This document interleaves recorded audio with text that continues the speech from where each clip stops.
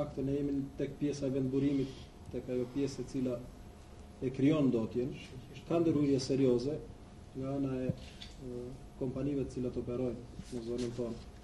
Është për të përmendur projekti madhështor i kompanisë Bankers, por edhe ndërhyrje e kompanisë Alpetrol, të cilët ka reduktuar ndjeshëm komplet rrjedhjet që kalonin në përrejnë të zonës dhe që i bashkangjiten qoftë vijës i Ngjales, qoftë lumit Gjanica. Këto janë hapa të rëndësishëm.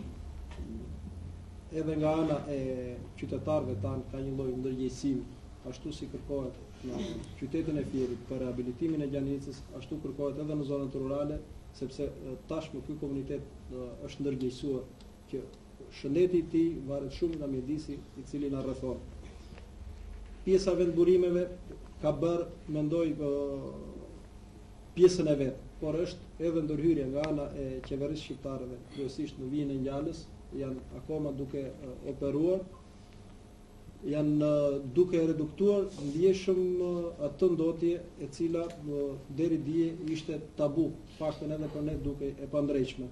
Megjithatë, nëse ne do të hyjmë atyre investimeve të cilat janë bërë në këtë kolektor, i cili përshkron komplet territorin tonë, unë them që është një shembull i mirë që duhet të vazhdoj më tej dhe duhet të ndiqet qoftë edhe nga Bashkia e Fierit ose nga komunat e tjera ose bashkitë e tjera të cilat preken nga ndotja.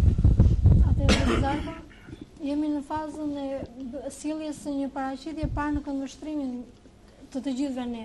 Pastaj do të shikojmë se nga do të drejtohen syt, pra kush i gjetojnë gjithë këto konstatime, sepse jemi vetëm në kuadrin e konstatimeve aktualisht.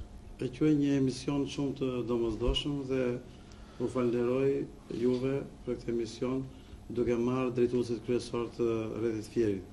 Tu bëhet fjalë për lumi Gjanica, i cili është vërtet problem për një qytet kaq të madh si qyteti Fierit.